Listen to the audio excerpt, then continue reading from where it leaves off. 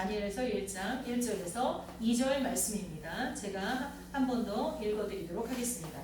유다 왕 여호야김이 다스린 지 3년이 되는 해에 바벨론 왕 느부갓네살이 예루살렘에 이르러 성을 에워쌌더니 주께서 유다 왕 여호야김과 하나님의 전 그릇 얼마를 그의 손에 넘기심에 그가 그것을 가지고 신할 땅 자기 신들의 신전에 가져다가 그 신들의 보물 창고에 두었더라.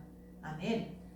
11월 매일 성경이 바뀌고 처음에 나온 본문 말씀이죠. 여러분 이 본문 말씀을 읽으시면서 조금 고민이 되거나 의아하셨던 적이 없습니까? 오늘 본문 말씀을 보면 어떤 말씀이 나오냐면요. 주께서 유다 왕 여호야김과 하나님의 전 그릇 얼마를 그의 손에 넘기심에, 그러니까 느부갓네살 왕의 손에 넘기심에 그가 그것을 가지고 신할 땅 자기 신들의 신전에 가져다가 그 신들의 보물 창고에 두었더라. 자, 느부갓네살 왕이 예루살렘과 이스라엘과의 전쟁에서 승리하고 이스라엘의 많은 사람들과 금, 은, 폐물, 그 다음에 또 군사력 같은 거, 뭐 말이라든가 병거라든가 이런 것들을 다 가져왔어요. 자, 근데 거기다가 하나님의 성전에 있는 기물들까지 가져왔어요. 근데 그걸 누가 그렇게 하게 하셨대요? 하나님이 그렇게 하게 하셨대요. 하나님이 당신이 거하시는 성전의 기물들, 당신에게 예배할 때 쓰는 기물들을 이방인의 왕에게 주셨다는 거예요. 자, 그러면 느부갓네살 왕이 예루살렘 성전을 찬탈한 게, 예루살렘 성전에 있는 모든 것들을 빼앗아간 게 누구의 책임입니까? 이 말씀을 그대로 보면 하나님의 책임이잖아요. 그렇죠? 자, 이태원 사건의 압사 사건으로 한 150명의 젊은이들이 죽었습니다. 누구의 잘못일까요? 본인들의. 하나님이 허락하시지 않으면 그 일이 일어나지 않죠. 믿으십니까? 아멘. 어떠한 일도 하나님이 허락하지 않으면 일어나지 않습니다. 자, 그럼 누구의 잘못입니까? 하나님 잘못이죠. 논리적으로 그렇다는 거예요. 자, 성경에 보면 출애굽기 7장에서 12장까지 애굽 땅에 내리는 10가지 재앙에 대해서 나오고 있습니다. 근데 그 10가지 재앙을 잘 읽다 보면 이 바로가 엄청난 재앙을 보고 이 웬만하면 내가 왕이라면 내 백성이 막 죽어가고 있는데, 내 백성의 재산에 막 피해가 막 일어나고 있는데, 지금 이태원에서 155명 그게 아니라 전 국민에게 피해가 일어나고 있어요. 막 전 국민이 죽어가요. 그러면 내가 거기에 왕이라면, 대통령이라면 당장에 그 문제를 해결하기 위해서 어떻게 해요? 이스라엘 백성을 내보낼 거잖아요. 안 그렇습니까? 여러분이 왕이라고 생각해 보세요. 내 백성의 삶에 손실이 오는데, 내 백성의 생명에 위협이 오고 진짜로 죽어가는데, 이 땅이, 이 민족이 막 망하고 있는데, 그 원인이 이스라엘 백성을 내보내라고, 종살이에서 풀어주라고 하는 이스라엘 백성의 신 하나님의 말씀을 어겼기 때문이라고 하는데, 내가 거기에 애굽의 왕 바로라면 어떡하겠습니까? 당연히 내보낼 거 아닙니까? 물론 종들을, 인력들을 잃어버린다는 건 엄청난 손해지만 그래도 내 백성을 지켜야죠. 근데 그렇게 안 해요. 10가지 재앙이 일어날 때까지 자기 아들 장자뿐만 아니라 온 백성의 장자, 그리고 사람들의 장자뿐만 아니라 동물들의 첫것까지 다 죽는 마지막 재앙, 10번째 재앙이 있을 때까지 바로가 버텨요. 얼마나 그 땅이 황폐해졌겠습니까? 얼마나 많은 사람들이 죽었겠습니까? 근데요, 성경을 잘 읽어보면 그렇게 된 원인으로 바로의 마음을 하나님께서 완악하게 하셨다라고 나와요. 자, 그럼 누구 책임이에요?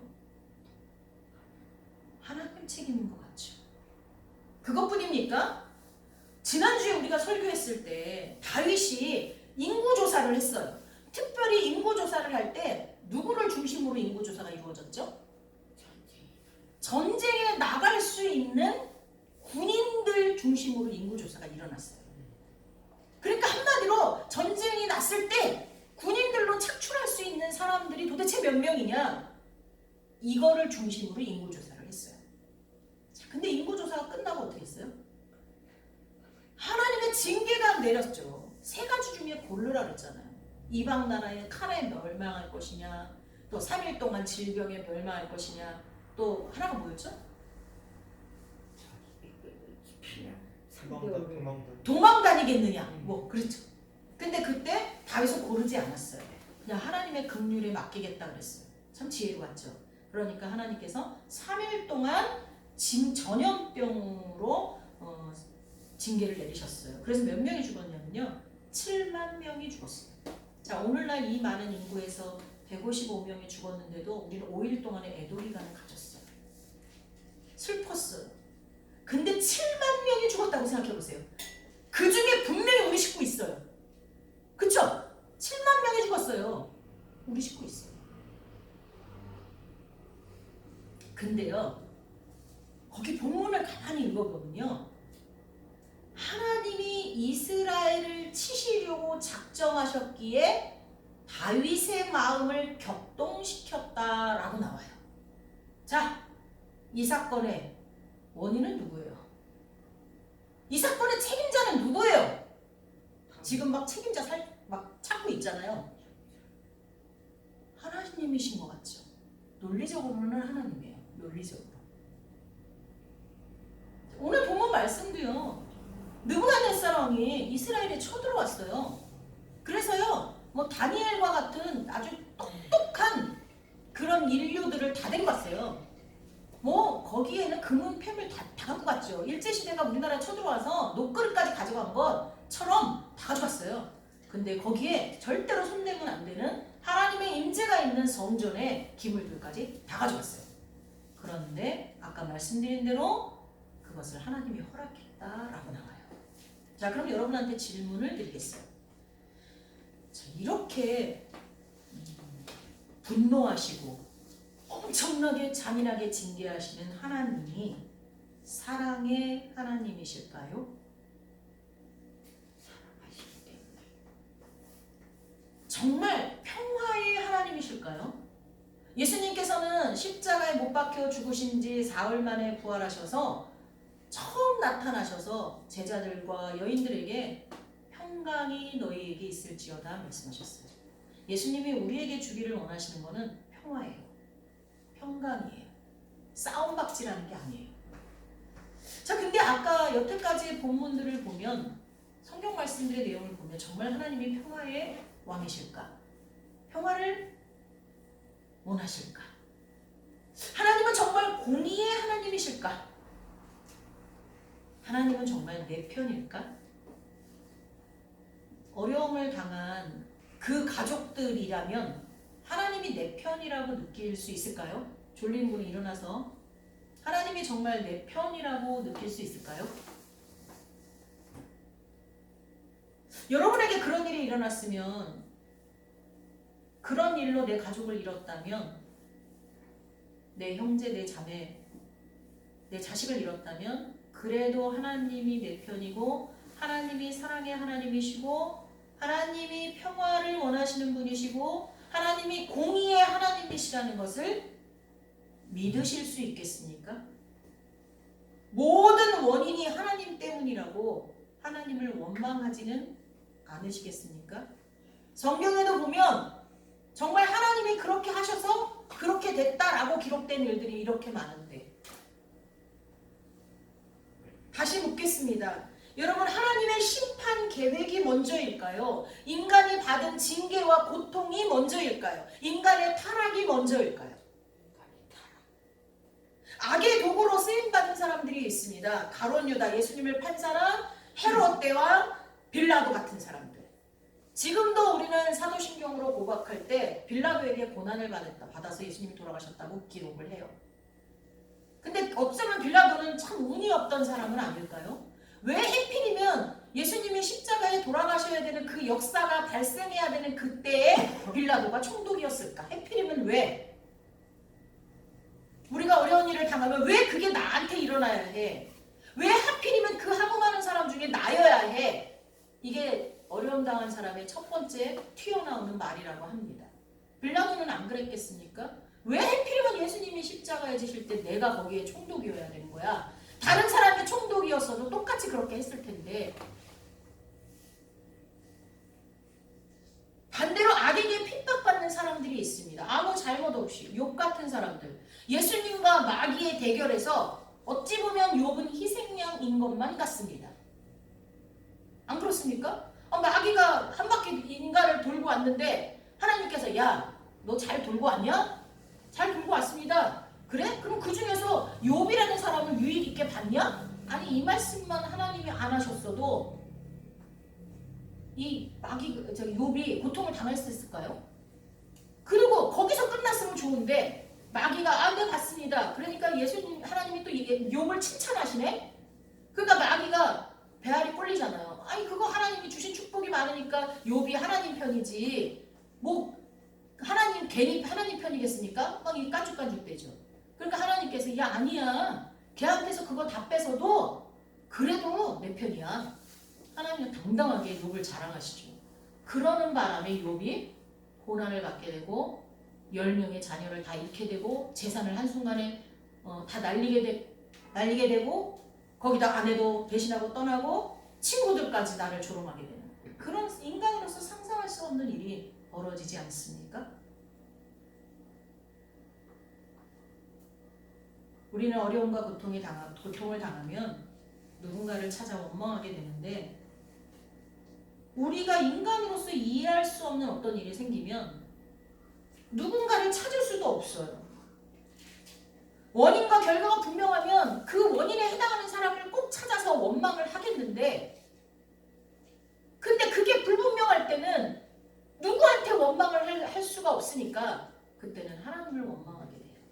하나님을 모르는 사람도 하늘을 향해 삿대질을 하면서 신이 있다면 당신 때문이라고 원망을 하게 되죠.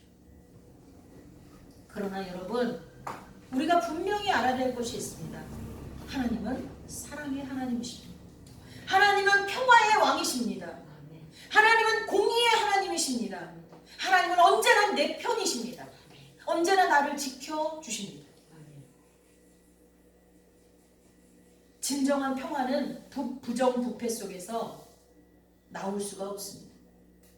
하나님이 사랑이시며 동시에 공의로우신 분, 악을 그대로 볼 수 없는 분이라는 증거는 바로 예수님의 십자가입니다. 여러분, 하나님이 우리를 얼마나 사랑하시면 자기의 독생자 예수 그리스도를 우리에게 내어주실 수가 있겠습니까? 하나님이 얼마나 공의로우신 분이면 그냥 하나님의 능력으로 우리를 마귀에게서 구원할 수 있는데, 죄에서 구원할 수 있는데 굳이 예수님을, 독생자 아들을 십자가에 못 박는 그 엄청난 일을 버리실 수가 있겠습니까? 하나님은 사랑이시면서 동시에 공의이시기 때문에 죄의 삭은 사망이라고 선포되어진 이 말씀을 반드시 지켜야겠습니다. 죄의 삭, 죄값은 생명으로만 지불할 수 있다는 이 하나님의 공의 앞에 하나님 자신도 그것을 행하신 것입니다. 하나님 자신도 그 말씀 앞에 무릎 꿇으시는 거예요. 그걸 지키시는 거예요. 그게 바로 예수님의 십자가예요. 예수님의 십자가 안 지시고요, 우리를 구원하실 수 있어요, 하나님의 능력으로. 그런데 공의의 하나님이시기 때문에, 의를 사랑하시는 분이기 때문에 예수님을 십자가에 못 박는 일을 하신 거죠. 하나님의 계획과 인간의 타락 중 무엇이 먼저일까? 아담과 하와의 타락이 먼저일까? 아니면 하나님의 계획, 예수 십자가 사건의 계획이 먼저일까? 성경을 보면 하나님의 계획이 먼저입니다. 왜냐하면 하나님은 인간이 타락할 것을 이미 아시고 태초부터 우리를 구원하실 예수님의 십자가 사건을 계획하셨다라고 성경이 나옵니다. 하지만 하나님은 우리에게 주신 그 자유의지로 우리가 타락하지 않기를 끝까지 바라셨다는 것입니다. 그렇다면 하나님의 심판과 인간의 죄악 중에 무엇이 먼저일까요? 우리를 구원하실 계획과 우리의 타락 중에는 우리를 구원하실 계획이 먼저입니다. 그러면 인간의 심판과 그 징계와 인간의 죄악 중에는 뭐가 먼저일까요? 우리의 죄가 먼저입니다. 왜냐하면 하나님은 우리가 심판받지 않을 수 있도록 수많은 기회를 우리에게 주고 계셨기 때문입니다. 인류 역사를 통틀어서 이 세기를 막론하고 이 땅에 왔다가 수많은 예언자들과 순교자들을 여러분은 아실 겁니다. 그들을 통해서 우리에게 계속 메시지를 주십니다. 너희가 심판받지 않기 위해서는 예수 그리스도를 믿으라고 계속해서 예수님이 아직 오시지 않았던 시대에는 뭐라고 말했어요? 이 마음의 깨끗한 양심에 따라 행동하라고 말했어요. 그 중에 한 분이 제가 존경하는 이순신 장군이었던 것 같아요. 참 어려서부터 존경했어요. 양심에 따라. 그분이 천국에 갔는지 제일 먼저 좀 확인할 것 같아요. 예수님이 전달되지 않았던 사람들, 그 사람들은 양심의 법에 따라 심판받는다고 되어 있어요. 수많은 예언자들과 순교자들을 통해서 사람들이 심판받지 않도록 계속해서 알리고 계시거든요. 지금까지. 그래서 그럼에도 불구하고 하나님 심판하시잖아요. 그 심판 가운데 멸망하는 자들은 자신들의 죄악 때문입니다. 오늘날도 하나님의 말씀 성경을 통해서 하나님이 세우신 교회들을 통해서 하나님의 사람들을 통해서 너희들이 그렇게 하나님 없이 살면 심판받을 수밖에 없다라고 선포되어지고 있습니다. 그래서 우리는 그 일을 게을리하면 안 됩니다. 누구 한 사람이라도 이 말을 듣지 못하면 지금 시대는 예수님을 모르는 사람이 없기 때문에 예수님에 대해서 전혀 들어보지 못한 민족이 이제 몇 개 남지 않았기 때문에 이제 모든 민족에게 예수님이 전파됐기 때문에 이제부터는 예수님을 믿지 않으면 다 자기들 책임이에요. 자기들 책임으로 망하는 거예요. 그렇기 때문에 우리가 먼저 예수님을 받아들인 우리가 계속해서 복음을 전해야 되는 줄 믿습니다. 어려움과 고통을 통해 우리가 성숙하기를 기대하시는 하나님의 과정에서는 우리를 향한 하나님의 사랑이 있지만 그 어려움과 고통을 통해 우리를 심판하시는 과정에도 하나님의 사랑이 있다는 것을 깨달으시기 바랍니다. 누구는 심판 때문에 죽고 멸망하고 누구는 하나님이 그를 더욱더 성장시키기 위해 심판과 징계가 있어요. 엄밀히 말하면 심판이라는 단어보다는 징계와 고통이 있어요. 인간의 편에서는 똑같이 징계와 고통인 거지만 하나님의 과정에 하나님의 눈에서 보면 어떤 일은 심판이고 어떤 일은 징계예요. 근데 그 모든 양쪽의 과정 속에 다 우리의 입장에서는 하나님의 사랑이 있음을 깨달아야 될 줄 믿습니다. 하나님은 그 모든 때와 계절을 바꾸시고 왕들을 패하시고 왕들을 세우시는 분입니다. 지금 우리나라의 대통령에 대해서 마음에 들어하는 사람도 있고 아닌 사람도 있어요. 그러나 이미 대통령이 됐다면 하나님이 세우신 권위 앞에 우리는 순종해야 되는 줄 믿습니다. 그래서 그분을 긍휼히 여기고 기도해야 될 줄 믿습니다. 하나님은 깊고 은밀한 일을 드러내십니다. 어두운 데서 행한 일까지도 다 드러나게 하십니다. 이제 진리로 인해서 모든 어두운 데서 행한 일들이 드러날 줄 믿습니다. 그런 공의의 하나님께 이 땅을 맡기고 이 민족을 맡기고 이 나라를 위해 기도해야 될 줄 믿습니다. 진리가 바로 설 수 있도록 진실이 밝혀질 수 있도록 하나님 앞에 기도해야 될 줄 믿습니다. 모든 것이 하나님의 주권 안에 있습니다. 그러니 우리는 두려워하지 말아야 합니다. 강하고 담대하게 그분이 우리에게 바라시는 일에만 집중해야 될 줄 믿습니다. 이미 벌어진 일에 왈가왈부하는 자리에는 저와 여러분은 속하지 마시기 바랍니다. 이미 벌어진 일을 갖고 누가 어쨌네 누가 저쨌네 어쨌네 저쨌네 이게 옳으냐 그르냐 이런 거에는 언어를 섞지 마세요. 말도 마음도 섞지 마세요. 우리는 단지 그분이 하나님이 우리에게 이 벌어진 일들을 통해서 뭘 알게 하시려고 하는지에 집중해야 될 줄 믿습니다. 이미 벌어진 일은 하나님만이 계획하시고 하나님만이 아시는 일이에요. 우리는 벌어진 일에 대해서 하나님이 내게 뭘 깨닫게 하시는가. 지금은 타락의 극치를 달리고 있는 시대입니다. 이때 주님이 주시는 경고에 우리는 귀를 기울여야 됩니다. 여러분 뉴스를 보면 그걸 해석해 놓은 걸 보려고 하지 마시고요. 팩트만 보고요. 그 팩트 속에 주님이 내게 주시는 경고가 뭡니까?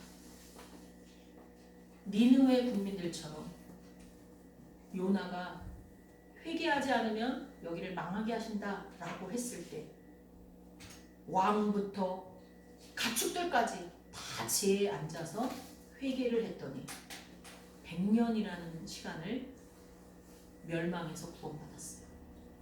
물론 나중에는 멸망했지만 여러분 지금이 바로 우리가 먼저 회개해야 될 때입니다. 젊은이들은 젊은이들대로, 기성세대는 기성세대대로 이 나라가 이렇게 타락할 수밖에 없게 된 것, 이 나라가 이런 고통과 어려움에 처할 수밖에 없게 된 것, 전쟁의 위협에 빠질 수밖에 없게 된 것, 교회들이 무능력해진 것들, 젊은이들이 성령에 충만해서 막 벌떼같이 일어나서 세계 모든 민족을 향하여 복음을 들고 나가야 되는 이때에, 이 마지막 때에 그렇게 하지 못하는 것들에 대해서 우리는 회개해야 될 줄 믿습니다. 우리 이 시간 같이 기도하겠습니다. 같이 기도할 때 주님 용서하여 주옵소서, 우리를 용서하여 주옵소서, 우리를 사용하여 주옵소서. 아버지, 우리 회개와 하나님 앞에 우리를 사용해 주실 것에 대해서 우리 기도하도록 하겠습니다.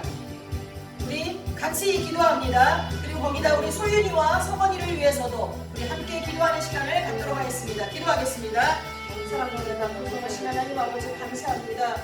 오늘 말씀을 듣고 기도합니다. 이 땅에 어려움이 너무나 많습니다. 하나님, 어려움 당한 사람들 중에 왜 하필이면 그게 나여야 하느냐 하고 원망하는 사람도 있습니다. 하나님, 이해할 수 없어서 하늘을 향해 손가락질을 하는 사람들도 있을 것입니다. 하나님 아버지, 누군가를 원망해야 되는데 너무나 큰 고통 앞에서 몸부림치는 사람들도 있을 것입니다. 하나님, 그런 사람들 중에 하나님을 믿는 사람도 있고 그렇지 못한 사람들도 있을 텐데 하나님 도와주시옵소서. 그것을 밖에서 바라보고 있는 우리들부터 정신 차리게 하여 주옵소서. 하나님 아버지, 하나님을 알면서도 하나님 앞에 집중하지 못하고 하나님을 경외하지 못하고 하나님을 의지하지 못하고 하나님을 예배하지 못하고 우리 마음대로 살아간 모든 죄악들을 하나님 용서하여 주옵소서. 하나님의 사랑을 먼저 받은 자로서 복음을 전하지 못하고 게을렀던 것도 용서하여 주시옵소서. 하나님은 예배하는 자를 찾으신다 했는데 하나님을 예배하지 못한 것도 하나님 용서하여 주시옵소서. 하나님, 나의 가족들의 구원을 위하여 몸부림치며 기도하지 못한 것도 하나님 용서하여 주옵소서. 내 자녀들을 주님을 신실하게 믿는 자녀들로 양육하지 못한 것도 용서하여 주옵소서. 하나님, 세상의 쾌락과 오랑에 빠져서 하나님을 진정으로 예배하지 못하고 주변에 본이 되지 못한 것도 용서하여 주옵소서. 우리 젊은이들 세상과 타협하고 하나님과 세상을 겸하여 섬긴 것도 용서하여 주옵소서. 기도하지 못하고 말씀 보지 못하고 경건하지 못하고 거룩하지 못한 것들 하나님 다 용서하여 주옵소서. 하나님이 세우신 권위 앞에 순종하지 못한 것들도 다 용서하여 주시옵소서.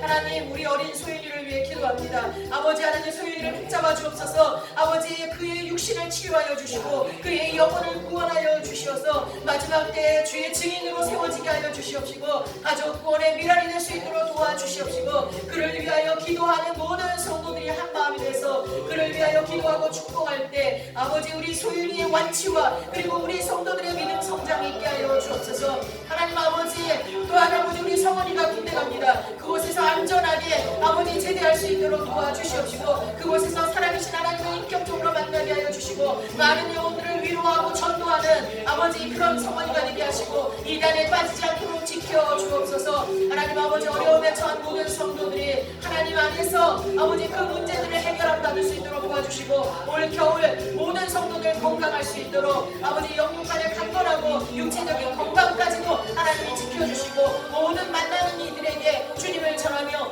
오늘이 마지막인 것처럼 겸손하게 살아갈 수 있도록 하나님께서 도와주시옵소서. 예수님의 이름으로 기도하옵나이다. 아멘.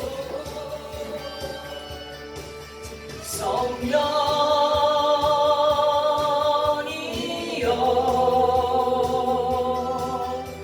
우리에게 임하소서.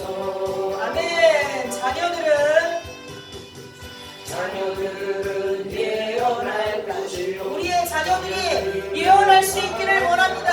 미래를 바라보고 이 앞을 내다볼 수 있기를 원합니다. 아멘. 주의 영이 가며 아멘. 자녀들은 예언할 것이요 청년들은 환상을 우리 청년들이 주님의 살아계신 것을 환상으로 보게 하여 주옵소서. 주님이 역사하시는 것을 환상으로 보게 하시고 우리들은 꿈을 꾸게 하여 주옵소서. 성령이여 충만케 임재하여 주옵소서. 아멘. 임하소서 아멘. 성령이여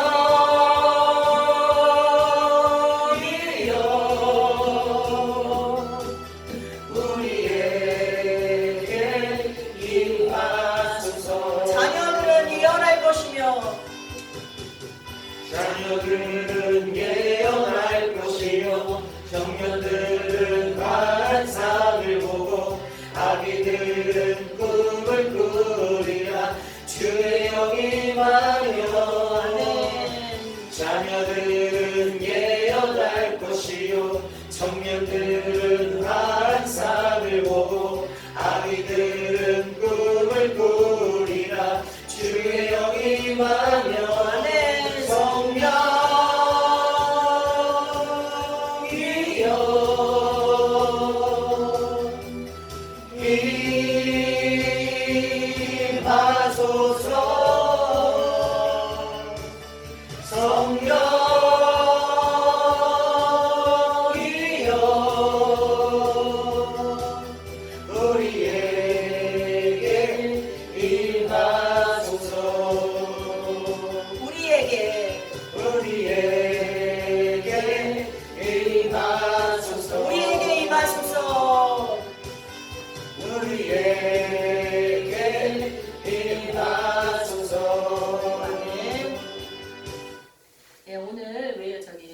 웨이론으로 우리 김은영 집사님, 이정렬 집사님, 그리고 장구봉 집사님 들어오셨습니다. 이정렬 집사님은 밖에 외부에서 일하는 중에 들어오셨다가 중간에 나가셨고요. 장구봉 집사님도 지금 끄트머리에 나가셨는데 한번 전화 한번 해보시면 좋겠습니다. 축도로 예배를 마치겠습니다.